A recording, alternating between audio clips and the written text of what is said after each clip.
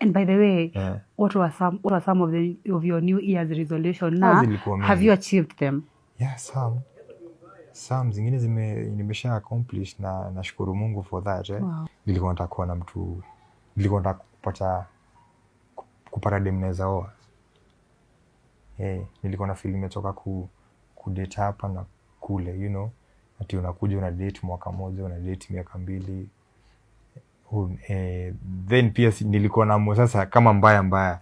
You know, kuna time unaweza babe, hata I'm sure ulikuwa na ex wako na ulikuwa na vitu zako za before. Na kuna venye ulikuwa unacheza safe, unacheza chini. You don't to share with anyone, you know. In case yaribike, uko safe. Uko safe. Nilikuwa naambia God ifike point yenye niko comfortable na mwenye na date. Si lazima nimfiche huko kama I'm sorry, kama nini? Dawa. Kama dawa, no. So nilikuwa naomba God sana nipate mchumba. Wow. Mchumba mwenye najua. Tukishikana hivi. Mungu na sisi. So that means ukirukisha mwaka ulikuwa single. Utaanza kuleta vitu zingine hapa, my love. Mtu hiyo sitajibu. So I won't answer that one. So ngoja tuipuzilie, but wewe tu nilikuwa naomba God sana nifungue macho nipate msemo mwenye ni mreal na msemo tunaweza make life pamoja. So maybe the other one ilikuwa kugrow brand yangu as a DJ, as a Mugithi DJ. Yeah. Na so far matunda zinazidi kukama. Yeah. Na ni pole pole tu. You are 68 point something. Thousand. What? Mungu. Congratulations. Thank you, my love. I'm so happy for you. Thanks for the support also. You're heading to 100K. And then afika so na mambo growing a brand. Yeah, so what else? What was another achievement? Achievement in life. Ingine. Maybe nilikuwa nataka kuachieve ni kunaona, lakini bado niko on the process. But watu huku nje wananiambia nimenona, so sijui nianze kuambia watu nimeachieve ama bado. But nyinyi ndio mtaniambia mnaona aje. Nitaweka picha yangu ya before na sasa muangalie mniambie mnaona aje. By the director ukumbuke tuweke before and after. Before and after muone kama nilikuwa nataka kushinda Samido kidogo. Tusikue class moja na Samido sana. Yeah, so that's it. Wewe, how about you? Yeah, so of course I'm going to tell you some of the highlights of the year. Because vitu ni mob, but I'm only going to touch on the highlights. Yeah, so and then my highest moment was the best highest moment was when I met the bull. Wow. Was when I met you. That was, oh my God, that was mind-blowing. That was the highlight. Guy, my highlight of the year. Like meeting you, getting to know you more, falling in love with you. It was everything. Oh. I love you. I love you more. Your lowest moment, maybe? My lowest moment? My lowest moment, of course, ukiwa na highest moment, kuna hizo lowest moment. Zinaweza kukeeping strong na kumekulearn so much. I've also had my lowest moment. I remember, guys, I went for some auditions. And then I think you're aware.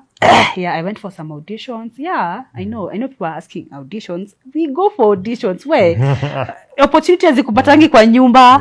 You have to go for it. You have lazima uzitafute. So I went for some auditions. Walikuwa natafuta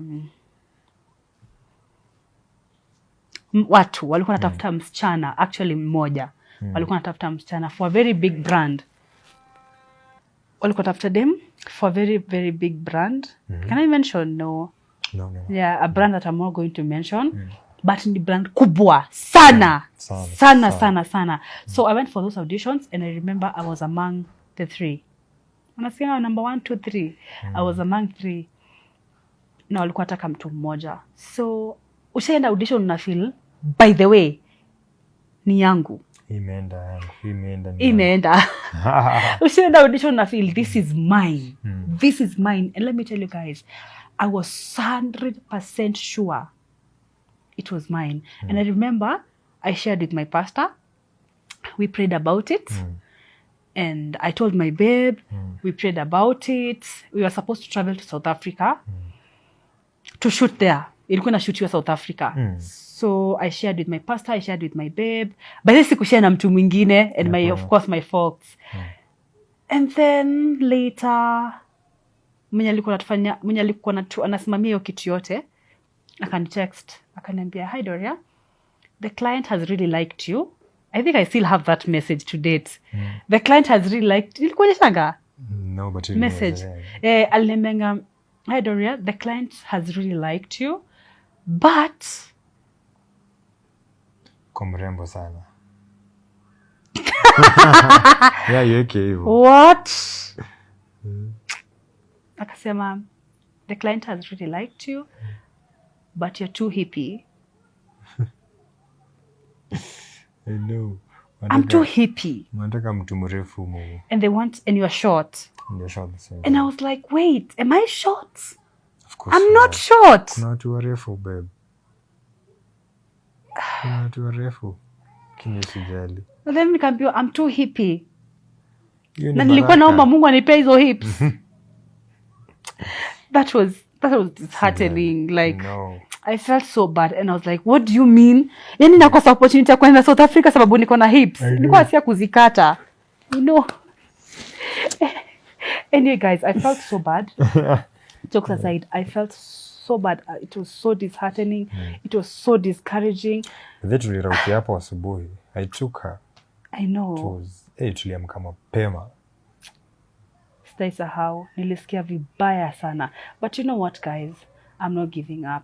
I ain't giving up because my dream has been won.